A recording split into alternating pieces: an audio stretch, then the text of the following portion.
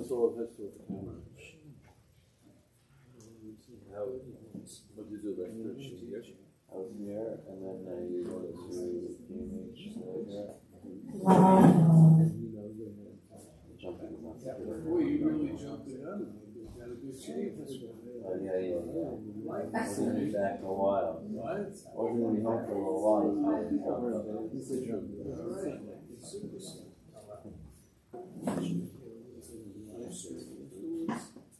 Yeah, it was nice. Jeff, is there?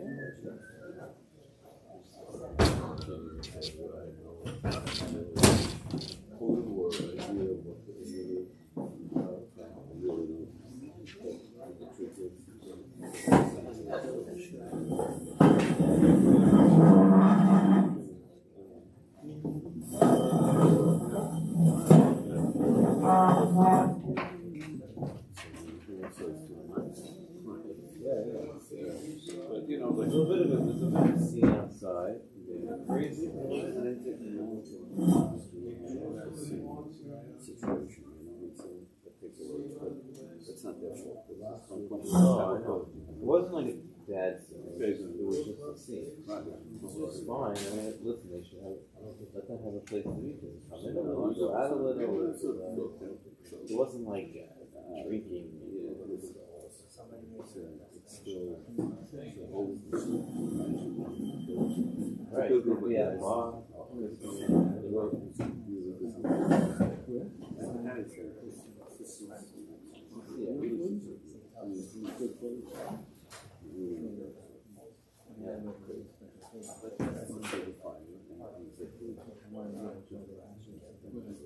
Yeah, and it's a part of here.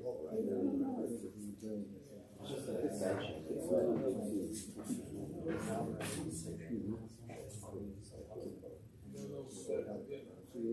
Oh, just an extension of here.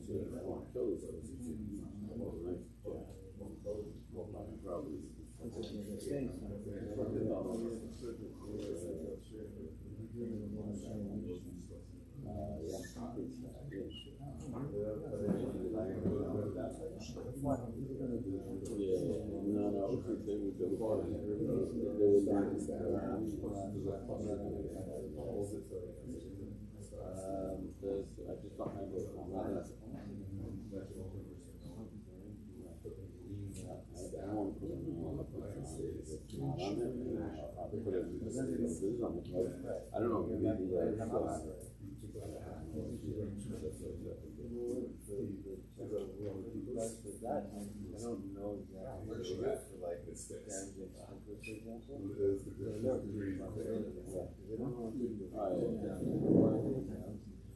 Yeah, they would go with that. So I don't know. Maybe that. I'm scared.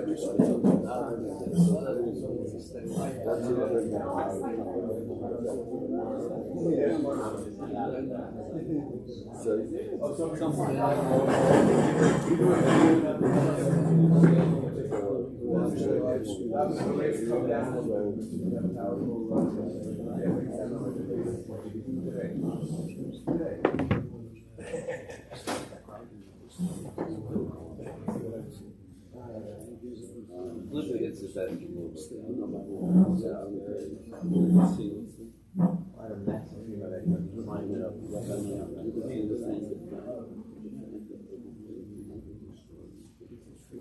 Yeah.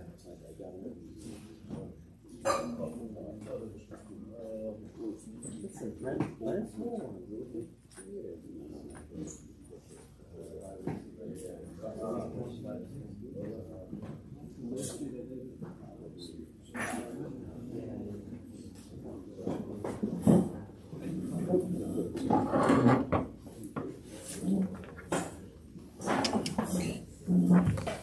Sorry for setting it up, I'm sorry.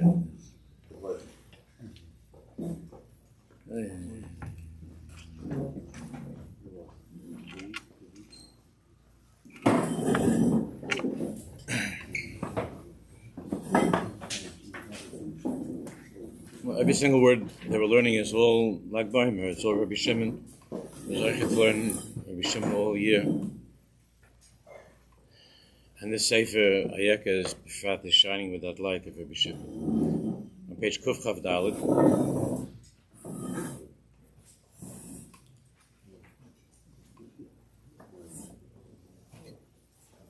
Kuf Chav Dalet. The Mechaber of Sasson is returning to the very, very, very basic Nakuda of what it means to be a Baal Bechira. Because we're learning the sugya of Ratzon, of wanting, what that means, Ratzon. What is Ratzon? What is Bechira? Bechira Chavshis. And the stira, what seems to be the greatest stira paradox of all, is that the metzias of a human being, a person, is a nivra. A nivra means by definition that we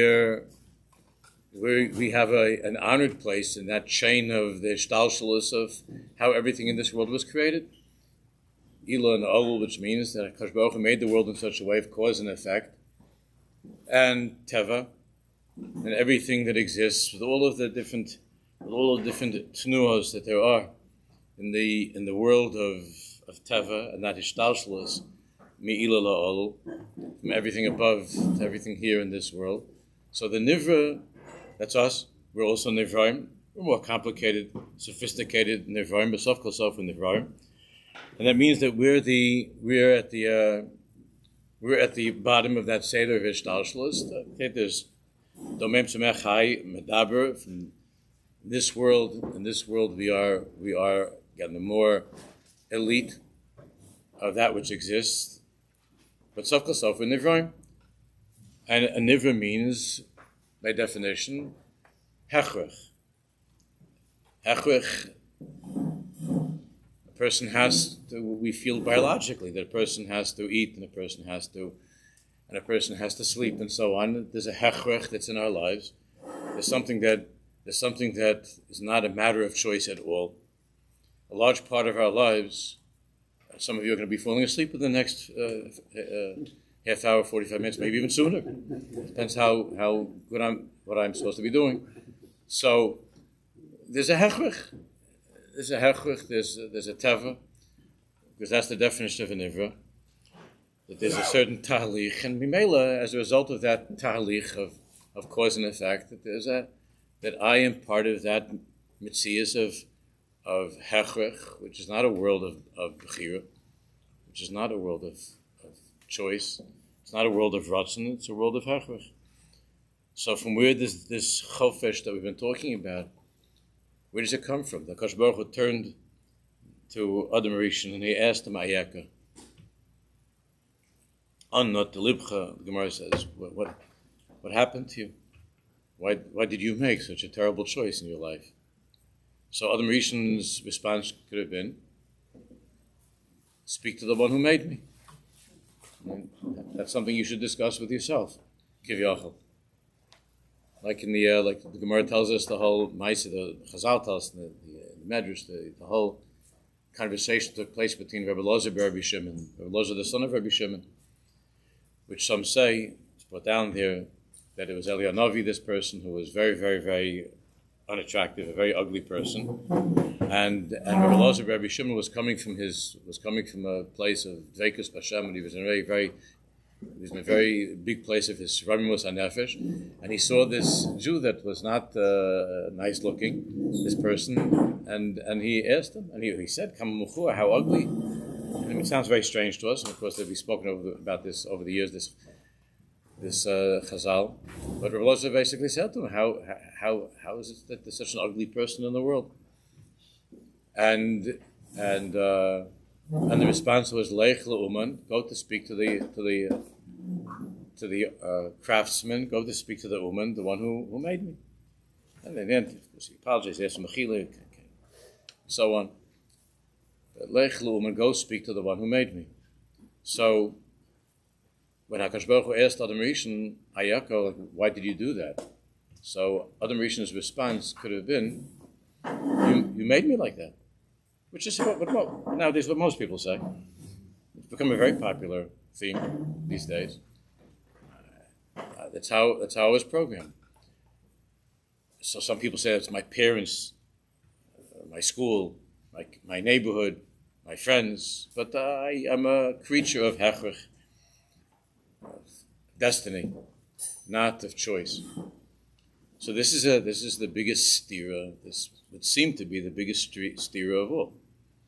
How is it possible that here we are as a piece of creation, and yet we can be asked that question of Ayaka, where are you? What's happened to you? Why did you do that? Why did you do that? Or why haven't you done that? So that's what we're talking about. Kuf Chavdal al she'ela zu omer Rav Kook zatzal.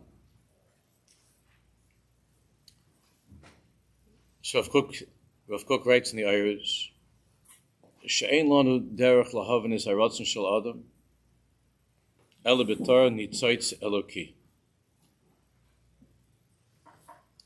The only way that we can understand this strangeness of a human being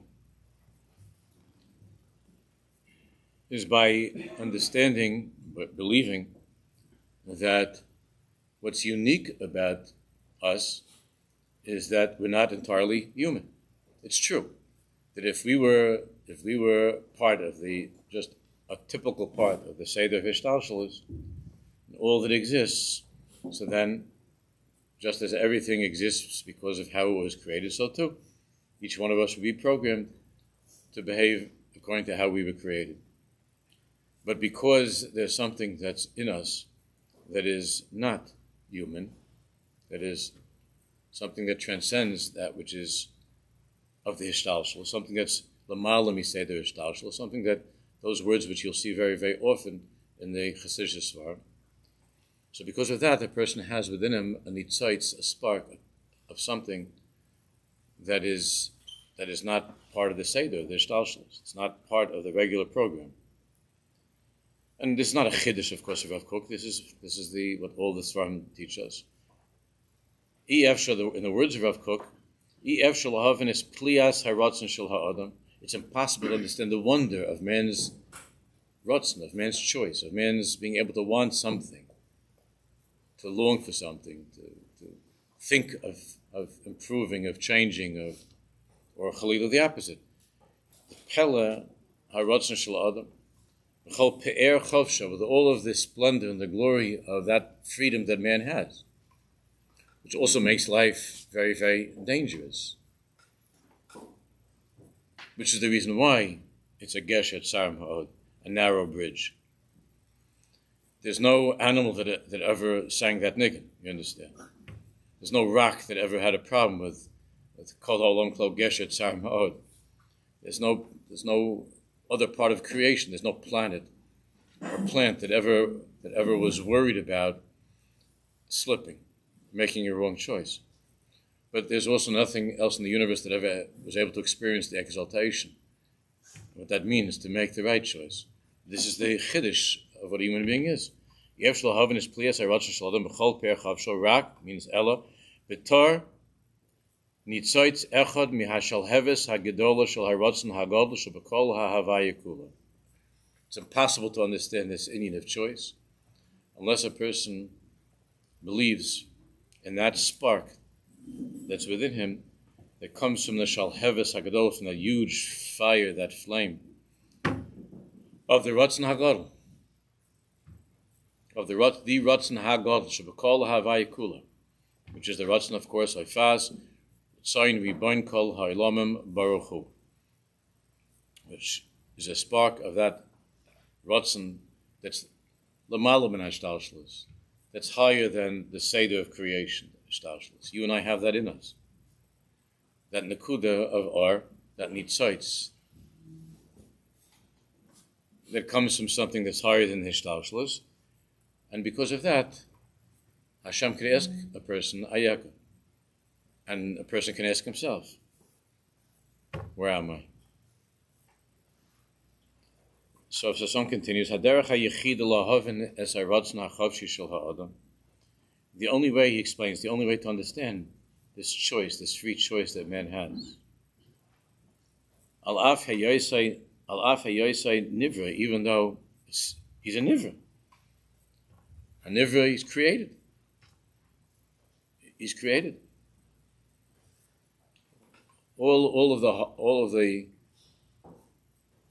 whole industry of horror movies and science fiction and so on, all of that revolves around a nivra behaving in a way that is not the way a nivra should behave. So if you have some scary memory, like I still remember, like watching some horror show or something when I was a kid, and it was probably, maybe it was the Twilight Zone or something like that, I don't remember. So one of those shows, and like there was this doll that like was evil. There was this like nasty doll. That was a scary one.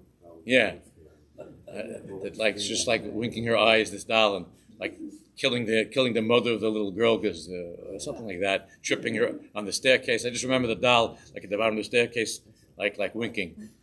So all horror movies, all science fiction revolves around this fiction, this delusion, this fantasy, which can be frightening of something which is a nivra having choice, which of course is absurd. There's no such thing. That's what makes human beings very scary, because we do have that, and that needs sights of the infinite is something which takes the human being off that seder, that chart. So those who wanted to make, the picture like we used to see of the monkey and how it got taller and taller and taller. First he was like that, and then he got taller and taller and taller, and all of a sudden, like before you knew it, he's the Rogachover. And how that happened. So that was something which took over the whole world. It took over the whole world. That mahalach of how did a monkey become the Rogachover?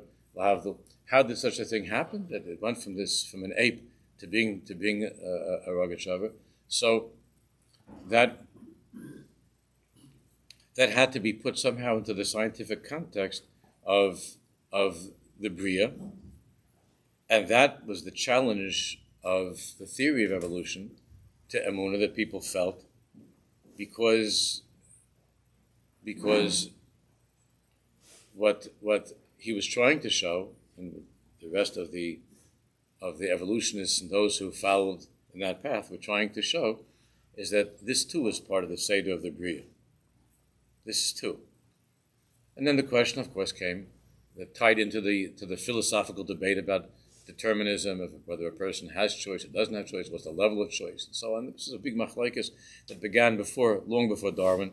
There was a machlokes raging in the Middle Ages, this Nakuda, and then throughout time. And it all comes back to this question. What they were trying to do was to place the human being in that world of scientific determinism, of physical, biological, and the psychological determinism, all of those schools that cannot accept that there's something that's Eloki, there's something godly, there's an akuda of godliness. Now, Rav Kook himself spoke a great deal about evolution, but in the Mahalach of Elokus, of how Hashem Yisborach made the world and made us in such a way also that we're evolving, we're growing, but it wasn't a world of determinism. It was a world of bechira chavshis, of free choice, of men making those choices. So that's the only way to explain this.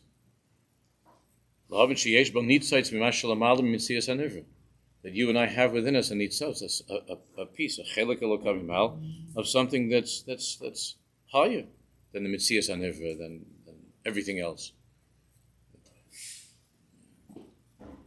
It's higher. There's a famous story that was going around when I was a bacher that there was somebody there was a non-believer that was on the airplane, and he sat next to Rav Yaakov Kamenetsky. That's just how it ended up, that he was on the airplane. Rav Yaakov apparently, I don't know, I doubt that was in business class or first class. He did not live like that. And this person sat next to Rav Yaakov, and they got into a very, very wonderful conversation. The whole flight they were talking, Rav Yaakov and this Jew who was not who was completely not religious, and he said afterwards that I believed in evolution until I met Rabbi Kamenetsky. He says he could not have come from a monkey. I don't know how to explain it, but that person did not come from a monkey. Everybody else I know, including myself, but he did not come from a monkey. So, of course, none of us have. None of us did. But that's because there's a nitzotz of elokus that we have to nurture, recognize, believe in, and nurture, and hold our hands around it, keep it from chalila, from the wind, from playing around with it too much. That nitzotz of elokus, which is lamala mitzius hanivra, from nitzos eloki. Ze oimek mashmusal shetzalam elokim shabbat. As I was talking about last Shabbos, that's the oimek. That's the deepest meaning of this tzelem elokim shabbat. Tzelem elokim. I mean, to be in Hashem's image. As I mentioned last week, so the different explanations of what that means, tzelem elokim, that we see by the Rishonim. But it all comes down to this, whether it's you're saying like the Ramban, or like this foreigner, or later on, or like Sadi going earlier, or you're saying like the Rav Dessler, you're saying the Baal Shem Tov HaKadosh, the Namir Lamelech. It all comes down to this Mitzias, which is Lamalam and Amitzias. So those are focused more on how one uses that Nitzayt Sevilokus. So in the Rambam, therefore, when the Rambam talks about Tzelem Elokim, the Rambam, of course, talks about what? Seichel. He talks about the intellect. That man's advantage over the rest of the world is Seichel. But the Rambam is also talking about that Seichel Eloki. He's not talking about the Seichel of a monkey, of a chimpanzee. He's talking about the Seichel Eloki. And when Rav Dessler, like many years later in the Balei HaMussar, Tzaddikim, the Balei HaMussar, spoke about man has the ability to give and to do for others, and to act in a way that's self-transcendent. It's the same thing. means that there's something other than the self inside of oneself. That's transcendent. So when Rav Dassa spoke about the koach and the sina, a man's ability to take leave of himself and to think about others and to do for others. So for the Bali Musa, since they're Bali Musa, that's what they did for a living. They're Bali Musa. The Bali Musa's is thinking day and night about how we could be better, and how we could be kinder, and how we could be good. But it's all about the same thing, about how to transcend oneself. And there's the selfish nature of a person. There is that monkey part of a person that says that you live for yourself. But there's another part of oneself that transcends that. And that's the Nitzites of Elokus, of Ratzon, of Bechir. So they all spoke about it in such a way. So the Mukabalim, they said, what's the Tzelem Elokim? Everybody has when you look up Tzelem Elokim, and you see how does everybody talk about, what does it mean, image of God? So they all have different pirushim, but it's the same thing. So by the Mukabalim, what's the Tzelem Elokim? What does it mean that a person has a Tzelem Elokim?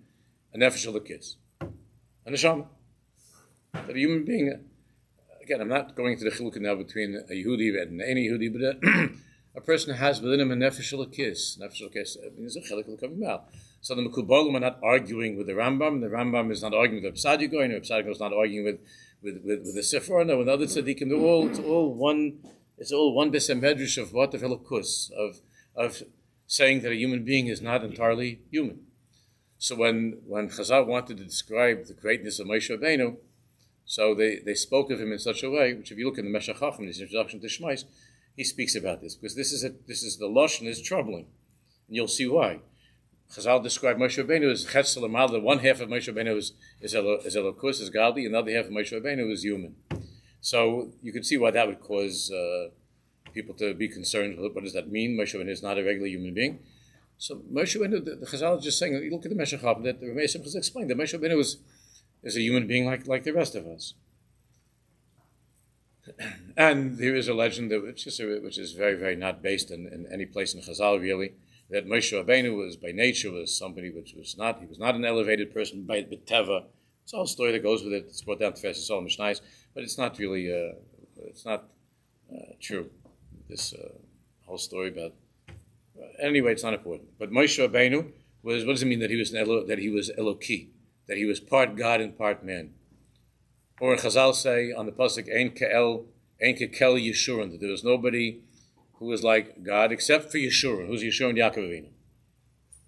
So what does it mean Yaakov? So we know that could cause problems, because then the Oivdei Avodah Zarah wanted to take a human being and to say that he's God. So that's why these Chazals can be very confusing. But they're not saying that at all, Chas v'shalom. But there is an Itzais of Elokus, yeah, and Isaiah, the one who they put onto the cross, whatever they did to him, that person was also a person that had a nefesh Elokus. He was a Yid, and he had an Itzais of Elokus. He used it the wrong way. But he was a Yid, and he's going to have a tikkun at some point. He was a Yid. And that means that there's something inside this nivra that is a shtickle boire. So, for instance, when Reb Sadigon spoke about the definition of what is Tzelem Elokim, what's the image of God, what does that mean? So he spoke of a man having the ability to create, to be creative. So man cannot create something yesh me'ayin, from nothing, but man can take something which any other part of creation cannot do. He can take something that exists. He could develop it. He could take it and he could create a masterpiece with this paint and this easel. This person can create a masterpiece, but he can't create something me'ayin. But the ability to create and to think in such a way that's creative, which means to change something, to make it change. This was just paint and paper, and now this person made this beautiful painting. An animal can't do that. Nothing else in the world can do that. But that's just because of this piece of the Borei Olam. There's a piece of the Creator, Kivyachol. There's the Nitzites of the Creator that's inside of us, and therefore the natural need of a person is to create. We can't do that me'ayin, but we can do it miyesh, and to create and to do something to create something, to make something that's going to make a difference. Each person in a different madrega. But that's the tzelem elokim. It's all the same thing. Shnei dvarim hamiyachadim. No, let's check. Yeah. Amnam kol. Yeah, in the paragraph. Omek mashu shel elokim. Shavadim shetzal elokim. Ein perusho shamivna chitzoni shel adam hu eloki. It doesn't mean that the body is something like Hashem. Hashem is not physical. And all of the mishalim that we find in Chazal and the Zohar Kodesh and the Kisvei Ari and so on, using the right arm and the left arm and so on, all of those, the right leg, the left leg, and the torso and so on, all of that, these are all mishalim. But there's nothing physical. Chalila, ein lo guf, ein lo dmus haguf, doesn't have. Omnam kol eivarv shel adam makbilim le'inyanim ruchnim elyonim. However, it's true. The right side, the right arm of a person is makbil. It reflects an inyan ruchni, which is the midah of chesed. It reflects a higher midah, a sphere of chesed. Ach eivarim doimim yesh gam etzel balei chayim. But an animal also, by animals also has a right leg and a left leg or something, which is also a reflection of something that's higher. But the difference is that the human being has a choice of what to do. He could put tefillin on this arm. He could he could decide to put something into the pushka with his hand.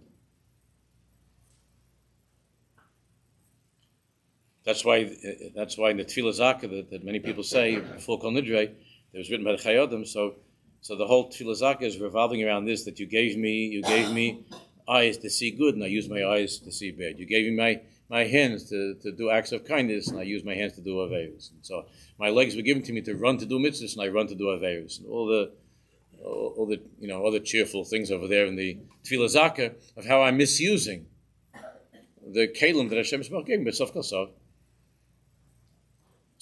the kelim that Hakadosh Baruch Hu gave us. The body itself is not something which is in the image of God. It's a reflection, Kivya. It's not the image itself, chas v'chalila. Therefore, there's this tremendous danger when people who are unprepared and who do not receive the proper hakdamas. When a person learns the Kabbalah from, and he's constantly seeing things that are descriptions, very graphic descriptions of physical reality, by way of communicating elokus, so the person could get very confused. The same way that there was a debate whether Shir Hashim should be included in Tanakh. And only Rabbi Akiva says Kodesh Kodashim and so on, but that because a person can get stuck on the mashal and never get to the nimshal. And same thing when a person learns Kabbalah, he can get stuck on the mashal Chalila, and he doesn't get to the nimshal. And even those who preferred not to teach Kabbalah with the nimshal, nevertheless, none of them would say that chas v'chalila, that there's something physical about God. So even those who like the Rashash, the Svadish Masor of Kabbalah, and so on, others who spoke of it literally, not just as an imshal, more like the Ramchal's Mahalach. The Ramchal also believed in the truth of the Mashal, and the Rashash and the Svadish and Kabbalah and the Leshem believed in the truth of the Nimshal as well. It's just that where's the dagesh, where's the ikku, where's the emphasis, and how to understand and what to focus on, and so on. Meaning there is such a thing as Hashem's right arm, but it's just not. It's not physical. But the human mind is not capable of understanding that. So therefore, there are those who spoke about focusing more on the nimshal of what that means. What does the right arm of Hashem mean? But the Rambam in Moreh Nevuchim also speaks about that, not in the way of Kabbalah, but to understand that the right arm of Hashem is not something physical. Those Mekubalim agree that Hashem has a right arm. But it's just, don't for a second, chas v'chalila, think that this has anything comparison to the right arm that you have. And this was an issue among the Mekubalim of how to look at the mashal. But even the Ramchal, whose focus was, of course, on the nimshal. on what the moshel of the right means. What does it mean? What is a parsuf? What does it mean zer anpin? What's arach anpin? And all of these lashonis of the Mekubalim, the Ramchal's mahalach was to talk about what they mean in terms of the world that we live in, and that would be followed then, of course, by the Baal Shem HaKadosh. The Baal Shem HaKadosh is what does it mean in terms of one's avodah, in terms of how we think and how we serve HaKadosh Baruch Hu. But the Baal Shem HaKadosh would never, ever, ever, the Talmidei Baal Shem would never say that there's no such thing, that somehow, in some way, that Hashem has a right arm. It's just that it's not the right arm that you think it is. It's not anything physical. But since we always think of right, even before you get to the word arm, right is something which is physical, and then a right arm is something which is physical. So since you're a kid, you think of HaKadosh Baruch Hu sitting on a throne and so on and all of that. So that's very dangerous. But Lamaisa, there is such a Metzias. There is a Metzias. It's not just an imshal, there is a Metzias. Kutshabichu and Shrinte, there's a Metzias like that. There's a Metzias of Kutshabichu, Shrinte, and it's all one. But our minds are very, very limited. We don't know how to think like that. The marshal, the imshal. Therefore, that's the whole meaning of a marshal. But a person can get stuck on the marshal. That's very dangerous to get stuck on the marshal. If you read Shir Hashim without Hashem, without the nimshal, it's a very inappropriate book. It would not be on any of the high school reading lists of our schools, of our children's schools, without the nimshal. The whole mitzias of the world, everything we're looking at is a marshal, but it exists. And if someone says that it does not exist, that's a very dangerous place to go. And there's a great deal of debate regarding that as well. But this world exists, but it's only a marshal. The table is a marshal of something else. Everything that exists is a marshal. We need to try to understand what the nimshal is. What does it mean? What is it teaching us? And so on. But it does exist. So everything that we learn in the Kabbalah Svarim, it all exists. But it exists in a way that the mind can't possibly comprehend. Even Moshe Rabbeinu's that even Moshe Rabbeinu couldn't go to such a place. Couldn't be in such a place. So kol evar shel ha'adam makbilim le'inyanim ruchnim el yonim. There's no question that every single part of a human being corresponds to something in ruchnius. That's for sure true. It corresponds to something in ruchnius. That's true. But that's not the same thing as being something. It's just corresponding. It reflects it. It teaches, reflects, corresponds, and so on. A human being is not a tzelem l'kim because he has two physical eyes and two physical ears. Animals also. Many of them have better eyes and they have better ears than a human being. Kigam l'chayis yesh kail. V'afal pichein. Animals also have. V'afal pichein. The fact that an animal can see further, or that it can hear something better than a person can hear, that's not the tzelem l'kim. It's not about the physical features. There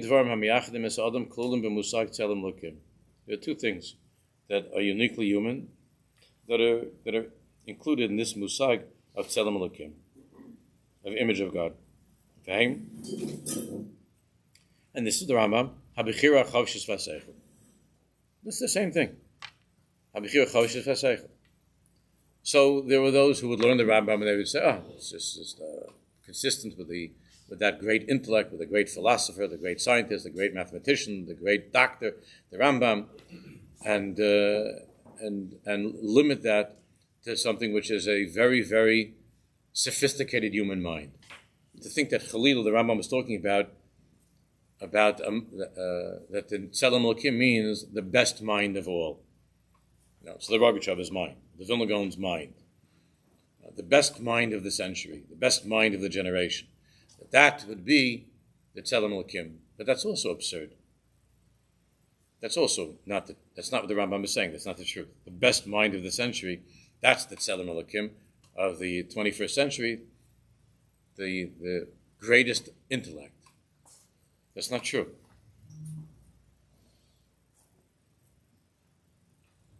That greatest intellect could also be the biggest behemoth.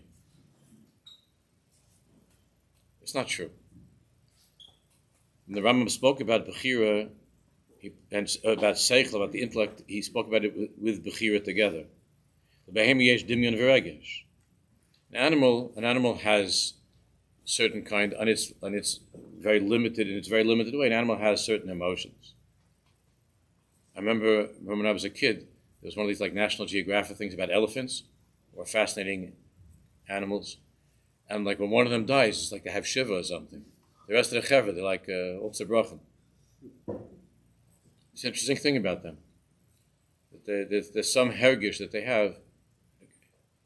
It's not chalila the same as a human hergish, but an animal. There are those who like to do that. They equate it, and that's when you get these crazy people that killing an animal is worse than killing a person. Eventually, got to that place. So there are Nazis who are holding their pets at night after they had a whole day of throwing Jews shooting Jews and throwing into the fire, into a gas chamber, or whatever, and they're staying at night, feeding their little Ludwig supper or something, and that's what that leads to. So an animal there's some regish and there's some dimyon. It means that there's some kind of some sort of a dimyon, some sort of a imagination. An animal could be afraid. An animal's afraid. This animal sees its adversary, and the animal's afraid. Whatever fear means in that animal. But there is such an inyan. It doesn't have seichel. Therefore, the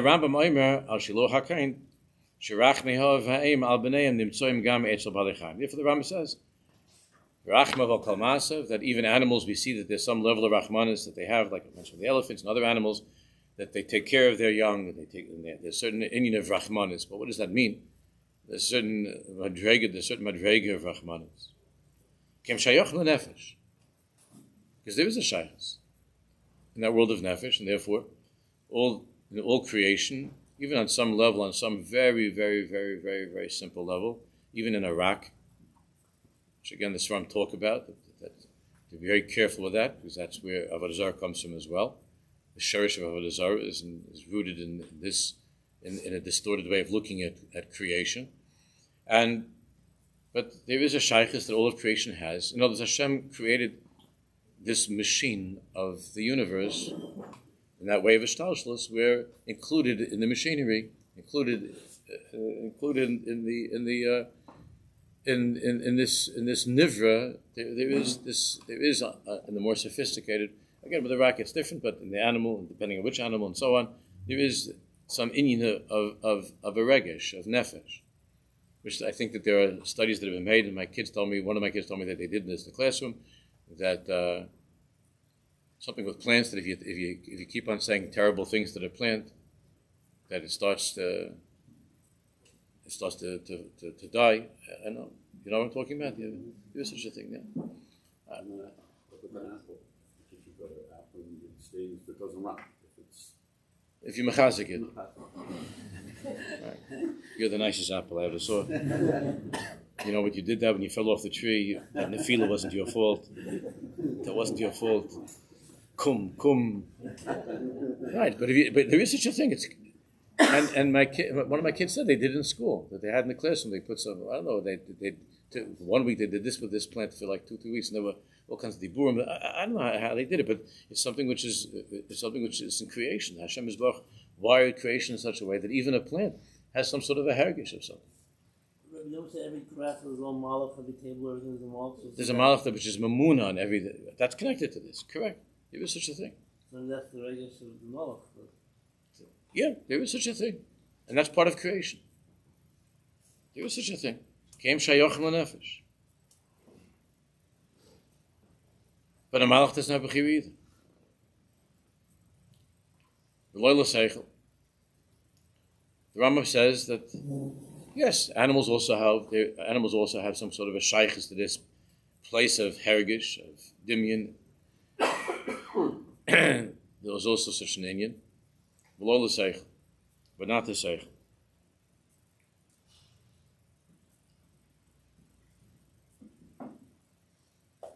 Hakaima hasichlis, va'bechira hachavshis. This next level of seichel, and with the seichel, as the Rambam always places it in that context, bechira.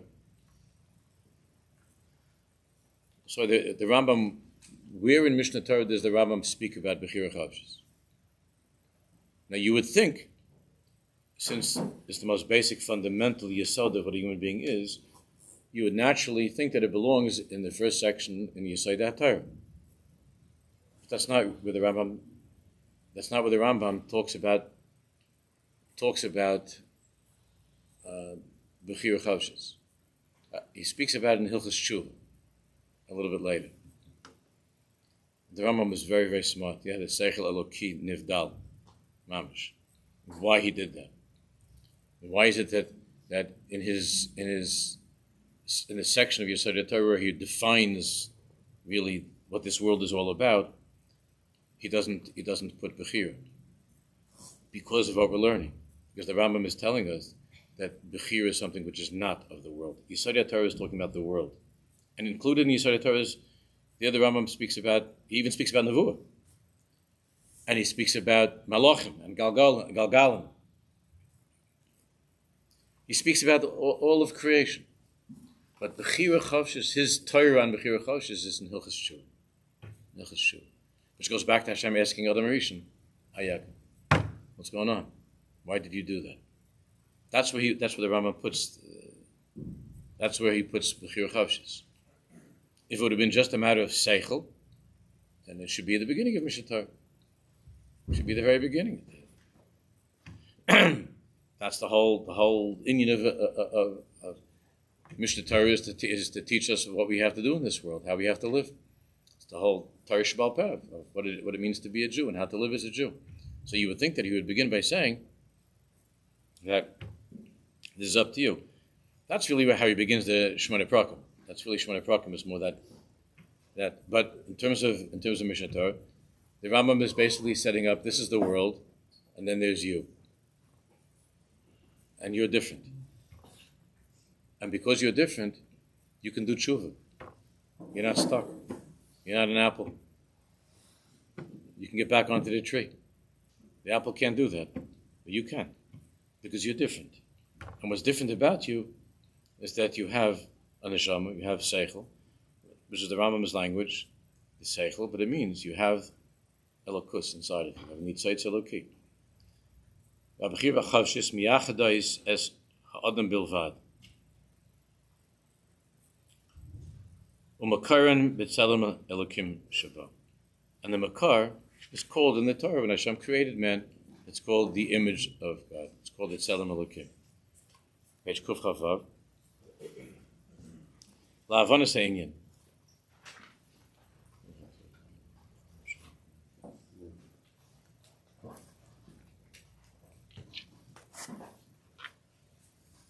La'avanas ha'inyan. יש להיכנס לסוגיה חשובה ועמוקה בדעת אלוקים. כדי לעמוד עליה נראה תחילה, we have to go to a deep סוגיה. כדי לעמוד עליה נראה תחילה כיצד היא משתקפת באדם. So we need first to study how this sugya is reflected in man. ומשם נעפיל לראות כיצד היא שייכת במושגים אלוקים, and from there we could climb to a higher level to understand it more in the world of Elokus. Al derech, as it says in the pasuk, which is one of the most often used psukim that we find in Pnimis HaTorah and in Chassidus, Umibsari echazeh Eloika. Iyov said that from my flesh, with my flesh, and through my flesh, I can have a vision of God. But you understand why that would be such a big pasuk in Chassidus. So the whole Indian is that from this world that I'm in, with my flesh, in this world, the tachlis of my creation is that in this mibsari echze eloka, which is the whole yesod of Chassidus. And that's why in the word bisari you have Rabbi Shimon Bar Yochai, right? Bisari is Rabbi Shimon Bar Yochai. You have Rabbi Yisrael Baal Shem, right? You see in the word Bisari. Yesh Hevdel Yisodi Ba'adam Ben Haguf Shalai. There's a very big difference between the guf of a person, the body of a person, uben kol ha'or shnimtza amoik b'saycha, and the light Again, or is a marshal because it's the most sublime, refined nivra that we know of. So, when kala or nimtza amoik b'saycha, the or that's found deep within man. There's a difference between the guf, a basic difference, and the or. Haguf hu hashichva chitzonis ba'od. The guf is the outer layer of the person. Ishtakvus chitzonis shel hargoshes, and it's the most exterior reflection of a person's emotions. A person get excited, and that shows on the body. Start to perspire, start to breathe differently, and so on. Something happened. Hamachshavos v'aratzaynis shabai. A person could be sitting in one place, like Rabbi Nachman says, but your thoughts begin to race, and your body, you begin to perspire. You start to think, if it ever happened to you, I remember once happened to me that there was a in college there was a class that I decided after half of the first class that I was no longer going to attend. I couldn't listen to this guy, and I wasn't going to attend, so I decided to just read all the books. You were able to get away with that in some in those. I don't know about how it is now, but I just read the books and everything like that, and then I would just take the final, which I did with a lot of the classes, and I would go to the final. The problem over here was that I was misinformed about what the final was about. That one of my friends told me the wrong thing about the subject, what was to be on the final. So that feeling when they hand out the paper and you're all like, you're feeling so good about yourself. This is no sweat at all. And I'm such a chacham because I didn't go to one class and look at all these the shlamazes that they've wasted their time. And here I am, and I'm going to ace this. It's no problem at all. And then I look at the paper, and then I remember because I looked at my friend. He was sitting on the other side because I was looking at him, and he looked back at me and he said, he also got me messed up. So what happens? So you said no sweat, and then you start to schwitz like crazy. Boy, am I in trouble. But you didn't move at all. It's not like you're on the basketball court. You understand, when you're on the basketball court, you're running around, you get verschwitzt. Why are you getting verschwitzt sitting there? It's a nice air-conditioned room. You're not moving at all. So Ibn Nachman says you are moving because the essence of a human being are his thoughts. And your mind is racing. Your mind is racing, this going from place to place. And you begin to, it has an effect on your body. But the body, that's all it can do. It's able to reflect something. It's a reflection of something. That's what it means. Yishtakvus chitzonis shel hargoshes, hamachshavos v'tzaynis shabai. Yesh ba'adam revadim amukim. A person has deeper layers. Shenovim ha'atzmiyas shelo, that come from the atzmiyas, the essence of who the person is, be'etzem. V'aguf rak mevi oisam le'dei bitui. The body can carry out these deeper thoughts or feelings that come from the etzem. The body can carry out some of these things. The body can't carry out. It's something which is not a chelik of something that can be done by that person. But otherwise, the body will represent that emotion or that thought. Either by I'm feeling thirsty, so I will reach for a cup of water, or whatever it is. That's all. Daima davla eitz, and therefore we find that the kadmanim, and in Tanakh also that the person is compared in Chumash. A person's ki adam eitz asad. A person is compared to a tree. All the Torah of Tu B'Shvat is in that pasuk ki adam eitz asad. Daima davla eitz shemurkav me'anofim, that's composed of branches, olim, and leaves, and pears, and fruit. Aval kulam bituyim shel ha'atzmiyas hatmuna begarin. But every single thing that comes from that tree is a bitui, an expression of the garin, of the seed. And therefore, everything is coded, encoded in that seed, the potential fruit, the leaves, the branches, the fruit. All of that is somehow in the seed of that tree. And what are the branches and the leaves and the fruits? They're just extensions, expressions of the garin, of that which is hidden inside that the person doesn't see. And ha'atzmi shabadam gavoa harbe yosem eshtakvus hachitzainis. However, this is the difference between a plant, a tree, an animal, and a human being, and a Jew, which is a different min in creation, a yid, that that the atzmis of a person is infinitely higher than that which shows up on the outside.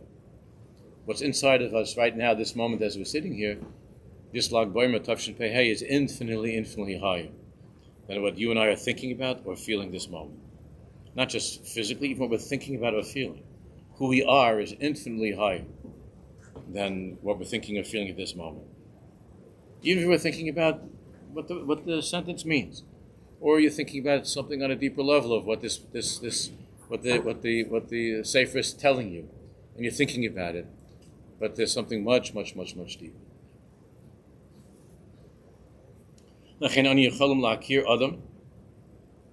Therefore, you see, it's a very simple example of this, illustration of this is,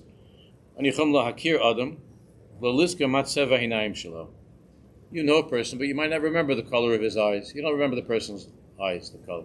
You spoke to the person, you spent some time with the person, but you say, what's the color of the person's eyes? I don't know. Oh, there's somebody asking, what was that person wearing when you met that person the other day?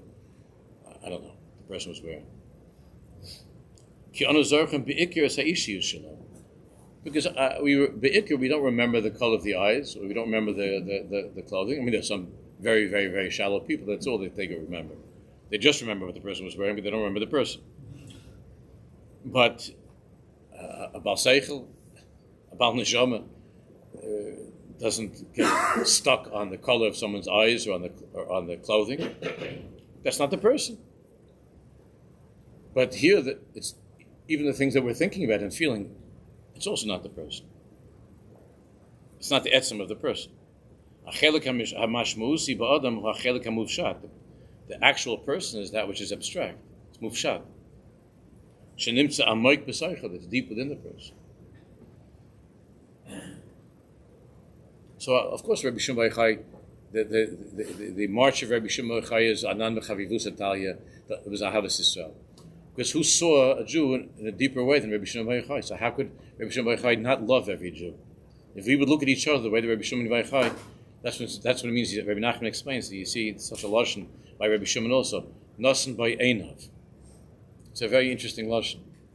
Nasan by Einav a hafach lagal shalatzamas. Right, like that. Rabbi Shimon says by Nasan by Einav. Rabbi Shimon, so the simple way it's translated in English is that Rabbi Shimon looked at this person who was a misnagid of his. Rabbi Shimon looked at this person and he became a gal shalatzamas. What does it mean, gal shalatzamas? A pile of bones. So kids would say nowadays that that's pretty cool. Right? Rabbi Shimon Bar Yochai looked at a person that he didn't like. He looked at the guy and he became a gal shalatzamas. Rabbi Nachman says, doesn't say he beat bo. It says nasan bo einav. Rabbi Nachman says Rabbi Shimon gave this person, he lent this person his way of looking at things. Nasan bo einav. Rabbi Shimon gave this person his eyes, and he became a gal. Gal is a lashon of gal is lag. Lama gimel lag b'omer. Gal. He became a gilui of atzamas, of atzmis. He saw the etzem of who he was with Rabbi Shimon's eyes. You have to have Ruach HaKodesh to say such a thing. Nasan by Einav, he gave, this person is filled with hate and anger.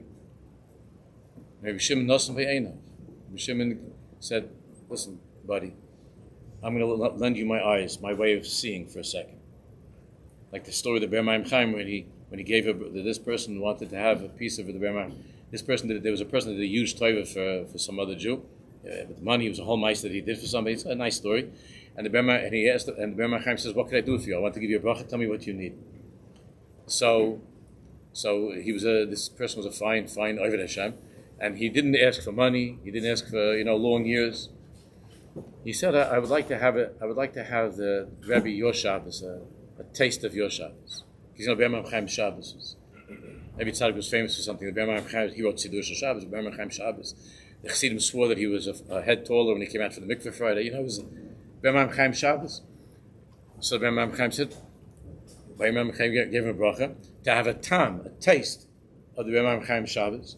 And what happened? So the guy This was like on a Tuesday, and the guy started rolling on the floor and screaming out Shabbos. And his wife came crying to the Bermheim Chaim. He says, "You made my husband into a lunatic. I can't live with this guy that goes on the whole thing every Shabbos, Shabbos." He's screaming the whole week. He's going out of his. I can't live with this guy. So the Bermheim Chaim had to take away from him that taste. It was a taste of the Bermheim Shabbos, a taste of his Shabbos. I mean, when you and I would talk to Bermheim Chaim, he wouldn't be screaming at me Shabbos. He'd be talking to you. How are you feeling? How's your family? But inside the Bermheim Chaim is a Bermheim Chaim Shabbos, and he gave this Jew Nosen by Einav. He gave him his eyes for a second of what Shabbos is, but this person didn't have the kelim for such a Shabbos, not for a Shabbos, for a tam, and he exploded, and they had to take him away. So it says by Rabbi Shimon, Rabbi Nachman explains, Rabbi Shimon Nosen by Einav, Rabbi Shimon Yochai gave this person for a second his eyes. In other words, look at things with these eyes. Try this. And then what happens? Anan mechavivu sataya. Do I love you? But what about all the things you didn't like about me? You didn't like all these things about me, and there's a whole list of things you don't like about me, and you wrote articles against me, and you came out and you demonstrated against me. You hate me. All this stuff against me. So the person looks, he doesn't even understand what you're talking about. He said, "What?" He said, "I did that." Yeah, you led a whole demonstration against me. And you wrote terrible articles and books against me. But you're a Yid. So I said, yeah, I felt pretty bad about that. All the stuff you wrote, and all the things you did. You wouldn't even understand what you're talking about. Because when he has Rabbi Shimon Bar Yochai's eyes, he doesn't see that. He sees all the way inside. Well, what was I? It's a different thing. Nosen by Einav. The eyes. Gal Shalat Samas means he became a pile of bones. Nitgalelo ha'atzmiyut. This gal means, like it says in Pasuk, gal einay ve'abita nefleis b'torah. Open my eyes, reveal to my eyes the wonders of your Torah. David Melech said. Gal einay ve'abita nefleis b'torah. Gal means a revelation. Gilui. Lamed Gimel, Lag B'Omer is Gilui. Gal Shlat Somas means that in the second, with Rabbi Shimon's way of looking at things, he saw the atzmis. He saw who Rabbi Shimon really was. He saw who he really was. And that the world is not the way that it appears on the outside. It's not the way things look on the outside. He says, if you look at somebody and you remember, you don't define the person by the eyes or by the clothing. A person has the atzmius that's infinitely deeper.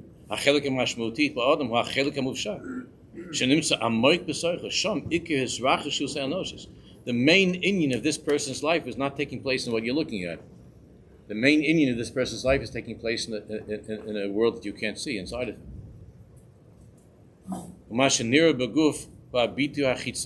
Therefore, when the Tanya in Perek Lamed Beis in Tanya, Lamed Beis and Lamed Gimel, also Lamed Gimel, which is Gal, there in Lamed Beis Be'ikah, there the Baal Tanya speaks about a Havas Yisrael. So he says, how is it possible? We see that David Melech said, Tachlis Sinas and Elsa. How could David Melech said that I hate this person? How could David Melech hate another Jew? So there the Rebbe explains that he's only talking about the Nefesh Baham. He's not talking about the Nefesh. He's not talking about the person. He's talking about I hate the evil in this person. I don't hate the person, Khalil. I hate the evil in this person, not the person. Yitamu Chatoim, like Bruria said, Chatoim v'lechotim. Chatoim v'lechotim. I want the sins to be destroyed, not the sinners. And she gave that musa to her husband, to Rabbi Meir. Yitamu chatoim v'lechotim. Chatoim v'lechotim, because there were Rishonim that lived in the neighborhood, and Rabbi Meir was davening that they should be destroyed. These sinners, these were Jews, these were Rishonim, that they should be destroyed. And Bruria said, it says in Pasuk, Yitamu chatoim, the sins should be destroyed. Chatoim v'lechotim. Not the Jews, God forbid. Just the Chatoim should be destroyed. Baruchi nafshi is Hashem. Baruchi nafshi is Hashem. Yitamu Chatoim in hearts. Baruchi nafshi is Hashem. Baruchi nafshi. That even by these Rishonim, even by the Rishonim, their souls are constantly praising Hashem.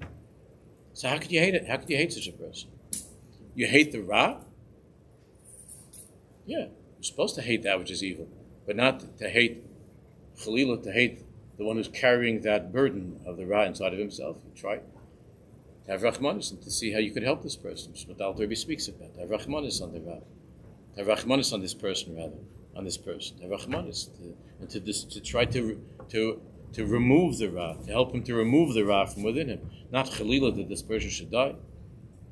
But to remove that which is wrong within him should be put to death, not the person Chalila. To remove there's such a thing as a death penalty. Something that didn't happen very often, and there are people in whose lives, and the danger that they present, the Kol Yisrael Yishmu V'Yiro is such that tragically they would have to be removed from the world. But as we all know, that's something that very, very, very, very, very rarely, infrequently happens. Such a thing that a Jew should never be taken from this world intentionally. Chalila, such a thing. The ikra is to remove that which is evil, as it says in the pasuk, Uviyarta Psukim, Uviyarta Hara Mikebecha. To destroy the Ra, not the Rishayim, but to destroy the Ra, to destroy the evil. Mr. Shem will continue next